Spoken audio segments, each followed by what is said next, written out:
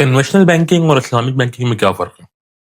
बहुत से लोगों का ये सवाल होता है कि यार इस्लामिक और कन्वेंशनल सेम सेम है। इस कान को यूँ पकड़ो या यूँ पकड़ो, बात एक ही है। बहुत से लोगों का यही कॉन्सेप्ट है। अच्छा, मतलब एक मज़ाहिया बात ये है, ओल्ड एज लोग जो हैं उनका तो कॉन्सेप्ट है ही है। जो न्यू जनरेशन है, जो समझना ही नहीं चाहती, जो पढ़ना नहीं चाहती, जो चीज़ों की बारीकियों को जानना नहीं चाहती, उनकी भी यही कॉन्सेप्ट है। वो भी यही सोचते हैं कि यार कान यूं पकड़ो या यूं पकड़ो, बात एक है। भाई यूं पकड़ो, बात एक नहीं होती। अच्छा, इस्लामिक बैंकिंग एक बहुत वसी टॉपिक है। इसके ऊपर अगर हम बात करने के लिए बैठ जाएं तो अगर मैं आधा आधा घंटे की रोज भी वीडियो बनाऊं तो कम से कम 20-22 वीडियो जिस पे तैयार हो जाए। लेकिन हम इतने वसी पे नहीं जाएंगे क्योंकि मैं यहाँ पे लेक्चर देने के लिए नहीं बैठा। मैं एक ले मैन, एक नॉर्मल आदमी की जो बेसिक कंफ्यूजन है, मैं उसको दूर करने के लिए बैठा हूँ। लेकिन हाँ, इस्लामिक बैंकिंग के ऊपर मैं डिटेल में वीडियो बनाऊंगा, जो इसके टॉपिक्स हैं और जो इसके अंदर डिफरेंशिएट है, जो इसके अंदर मजीद एलिमेंट्स है, उसके ऊपर भी वीडियोस मैं बनाऊंगा। लेकिन आज हम बात करेंगे सिर्फ बेसिक कन्वेंशनल और इस्लामिक के क्या फर्क। अच्छा, कन्वेंशनल बैंकिंग ये है कि कन्वेंशनल बैंकिंग टोटली अपने आप को डील करती है सूद के ऊपर। कन्वेंशनल बैंकिंग क्या करती है, वो तमाम ट्रांजैक्शन ऑन कैश करती है और इन रिटर्न भी ऑन कैश लेती है। कन्वेंशनल बैंकिंग का जो आप कहते हैं कॉन्ट्रैक्ट, सारा मसला कॉन्ट्रैक्ट पे आता है। जो कन्वेंशनल बैंकिंग के कॉन्ट्रैक्ट्स हैं वो इस्लामिक बैंकिंग से बिल्कुल डिफरेंट है। इस्लामिक बैंकिंग आपको पार्टनर और आपके लिए काम करती है और आपको पार्टनरशिप प्रोवाइड करती है। मतलब वो अपने कॉन्ट्रैक्ट को इस तरह से बनाती है कि वो जो सूद का अमल है, वो सूद का एलिमेंट खत्म हो जाए। कन्वेंशनल बैंकिंग जो है वो अपने आप को बिल्कुल सिक्योर रख के चलती है और उसको कंसर्न नहीं है आपके किसी भी अमल से। वो कहती है मैंने 100 रुपये दिया, मुझे बदले में 110 रुपये चाहिए।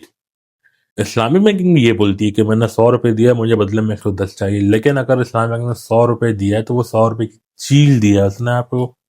उस चीज को वो आपको 110 रुपये में बेच रहा है। उस चीज से अगर वो 110 रुपये रिकवर नहीं कर पाता या कुछ भी हो जाता है, या अगर जैसे बिलफर्ज मैंने एक गाड़ी ली इस्लामिक बैंकिंग से और कल को वो एक्सीडेंट, हादसे की शिकार हो जाती है, गाड़ी पूरी क्लैप्स हो जाती है, तो बैंक और कस्टमर का कॉन्ट्रैक्ट वहीं ख़त्म हो जाता है और फिर कस्टमर को बैंक को मजीद रेंटल या पेमेंट देने की रिक्वायरमेंट नहीं होती। लेकिन कन्वेंशनल बैंकिंग का क्या सीन है, कन्वेंशनल बैंकिंग ये बोलती है भाई गाड़ी आए ना आए, गाड़ी आपने खरीदी नहीं खरीदी, गाड़ी टूट गई, फूट गई, फट गई, टूट गई, जल गई, जमीन के अंदर धस गई, उसका कंसर्न नहीं है। जो उसकी इंस्टॉलमेंट है मंथली वो उसको पे ऑफ करनी है। बाज़ औक़ात जो इस्लामिक बैंकिंग है, जैसे मैं एक बेसिक एग्जांपल लेके चलता हूँ, कार इजारा। इस्लामिक बैंकिंग कार इजारा बोलती है और कन्वेंशनल ऑटो फाइनेंस बोलती है। इसके जो सबसे जो बेसिक है वो इसकी कंडीशन और इनके कॉन्ट्रैक्ट में है। जो बेसिक डिफरेंशिएट है वो ये है कि अगर इस्लामिक बैंकिंग आपसे बिल्कुल 30 लाख रुपए की कार के ऊपर अगर वो आपसे 36 लाख रुपए चार्ज करती है और कन्वेंशनल आपसे 30 लाख की कार के ऊपर 35 से 34.5 लाख रुपए चार्ज करती है, तो 36 लाख रुपए देना आपके लिए एज अ मुस्लिम जो है आपको देना फायदेमंद है, क्योंकि उसमें सूद का एलिमेंट नहीं आता। कन्वेंशनल के अंदर वो सूद का एलिमेंट आ जाता है। अब इसमें सूद के एलिमेंट का क्या मसला है भाई, मसला कॉन्ट्रैक्ट का है। कन्वेंशनल क्या करती है, आपको गाड़ी खरीद के नहीं देती, वो आपको कैश दे देती है कि जाओ भाई गाड़ी खरीद लो। इस्लामिक क्या बोलती है, इस्लामिक बोलती है मैं आपको गाड़ी खरीद के दूंगी, जो गाड़ी आपको चाहिए वो गाड़ी ले लें आप मुझसे, और लेने के बाद आप उसको चलाएं। और फिर वो एक एग्रीमेंट होता है जिसको रेंटल एग्रीमेंट बुक कहा जाता है, कि रेंटल बेस एग्रीमेंट होता है। बैंक ने वो गाड़ी बिलफर्ज मार्केट से 30 लाख रुपए की ली, लेकिन बैंक ने उसको अपने पोजीशन में ले ली, बैंक की मलकियत है वो।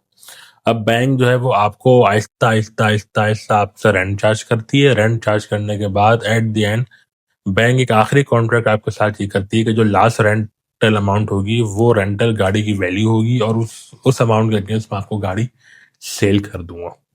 ठीक है, ये बैंक का कॉन्ट्रैक्ट होता है इस्लामिक बैंक का। ठीक है भैया, तो ये कॉन्ट्रैक्ट जो है ये कॉन्ट्रैक्ट जायज़ है। अच्छा, इसमें क्या होता है, अगर आप कन्वेंशनल से काम कर रहे हैं तो कन्वेंशनल के अंदर ये होता है कि अगर गाड़ी का एक्सीडेंट हो जाता है, गाड़ी टूट जाती है, लग जाती है, कुछ भी होती है, اس کا جو انسٹالمنٹ ہے وہ بند نہیں ہوتا. اسلامک کے اندر یہ کہ آپ کی گاڑی لگ گئی, آپ کی گاڑی ٹوٹ گئی, لگ گئی, جو بھی ہو گئی, اب گاڑی آپ کی یوز میں نہیں ہے, آپ نے گاڑی بننے کے لیے دی ہوئی, آپ نے بینک کو انفارم کر دیا, بینک آپ کا رینٹل اسی وقت روک دے گی. بینک آپ کا رینٹل اسی وقت روک کر بینک آپ کا رینٹل اس وقت تک ری اسٹارٹ نہیں کرے گی جب تک آپ کی گاڑی دوبارہ آپ کے ہاتھ میں اور چلنے کی کنڈیشن میں نہ آئے.